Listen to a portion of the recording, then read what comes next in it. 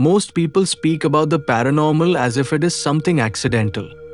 A ghost in the room, a strange sound in the night, a shadow that appears and disappears. But in the world of the ancient yogis, the paranormal was never accidental. It was a science, a map, a possibility hidden inside every human being like a seed waiting for the right season. When Patanjali composed the Yoga Sutras, he was not writing philosophy.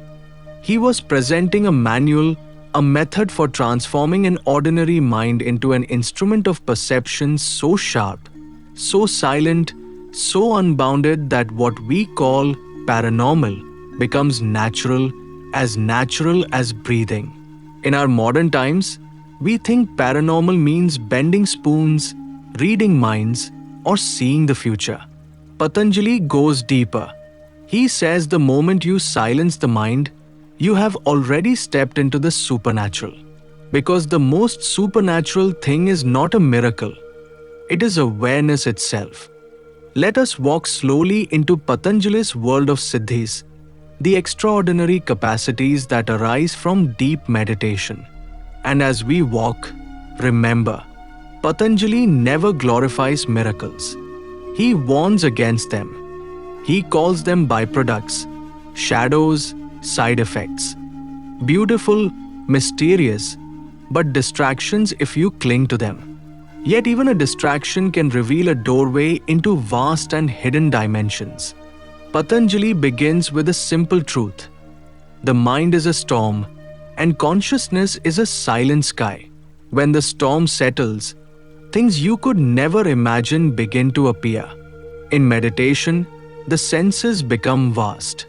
The boundaries of the body begin to dissolve. When the boundaries dissolve, perception expands beyond the skin, and the paranormal begins.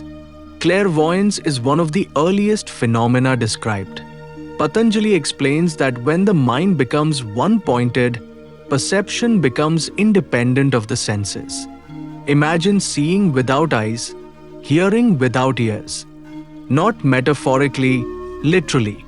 When a yogi focuses deeply on an object far away, the barrier of distance melts. A village miles away can appear like a small picture inside the mind. A person's inner state becomes visible like a color floating around them. This is why ancient masters always knew when a disciple was lying or hiding something. Not because they were clever, but because their perception had become transparent. Then comes the ability to perceive thoughts, which modern people call telepathy. But Patanjali is very clear. Thoughts are not personal.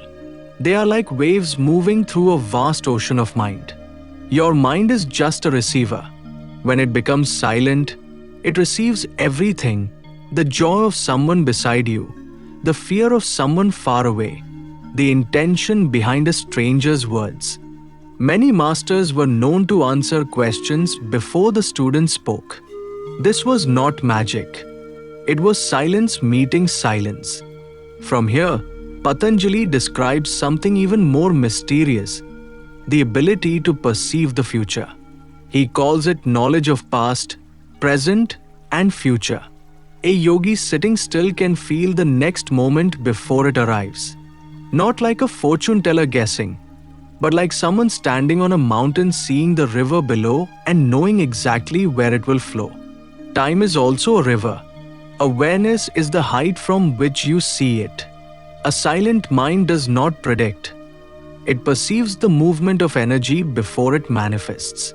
The future, Patanjali says, is not fixed, but its seeds are visible to those who can see the subtle. Then there is the phenomenon of extreme lightness. Stories speak of yogis who floated during deep meditation. Patanjali never denies this possibility. He says that when life energy flows upward through the central channel, the body becomes weightless. Levitation is not defying gravity. It is simply entering a state where inner buoyancy replaces the usual heaviness.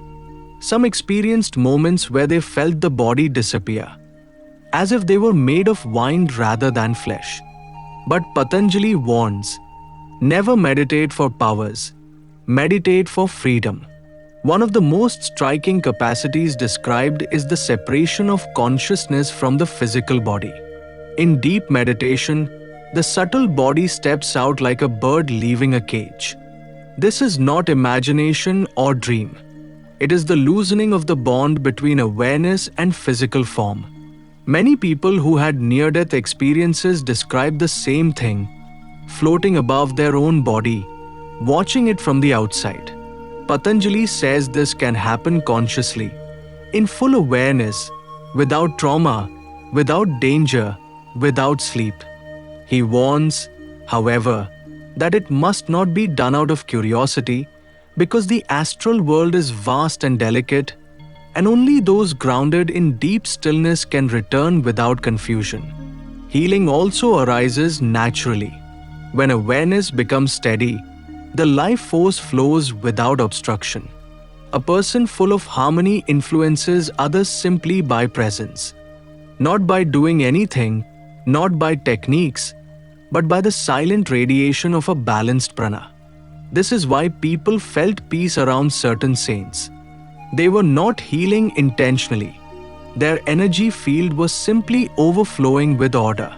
Patanjali says that mastery of life force can even influence elements, heat, cold, even the behavior of nature. Stories of yogis surviving extreme environments are not miracles. They are physiological responses to deep inner mastery. Then Patanjali hints at something even rarer, the ability to manifest. Later traditions call it materialization. Not manipulation, not magic tricks, but the transformation of intention into physical form. It is said that a mind completely free of contradiction, completely unified, can shape subtle matter. But Patanjali warns again and again, these capacities, if used by an ego, become destructive. The greater the power, the greater the risk. Manifestation without purity becomes manipulation. And that leads to Patanjali's deepest point. All these extraordinary phenomena, clairvoyance, telepathy, future seeing, astral travel, healing, manifestation, are distractions if you become attached to them. Because the real journey is not toward power but toward liberation. A yogi who becomes fascinated by miracles is like a traveler who forgets his destination because he is hypnotized by reflections in the water. The paranormal is beautiful, but it is not the goal. It is a shadow cast by the real miracle, awareness. The extraordinary perception, the supernatural powers, the dissolving of boundaries. All of this is nothing compared to a moment of pure stillness. In that stillness, the seeker realizes that consciousness itself is the real mystery, more mysterious than levitation, more profound than telepathy, more miraculous than any display of power. For the one who becomes truly awake, walking on water is not impressive. Walking on earth with total awareness is far more miraculous. Patanjali's final message is simple and breathtaking. The real miracle is freedom from the mind. Everything else, the visions, the powers, the paranormal events, are temporary lights on the path. They are beautiful, they are seductive, they are inspiring, but they are not the final truth. The final truth is the silent witness inside you, the one who sees, the one who experiences, the one who remains unchanged through every sensation and every miracle. In the end, all paranormal abilities fade. The body fades. The senses fade. The world itself fades like a dream dissolving at dawn. What remains is awareness, pure and unbound. And Patanjali says, that is the real siddhi, the only power worth attaining. Everything else is just decoration.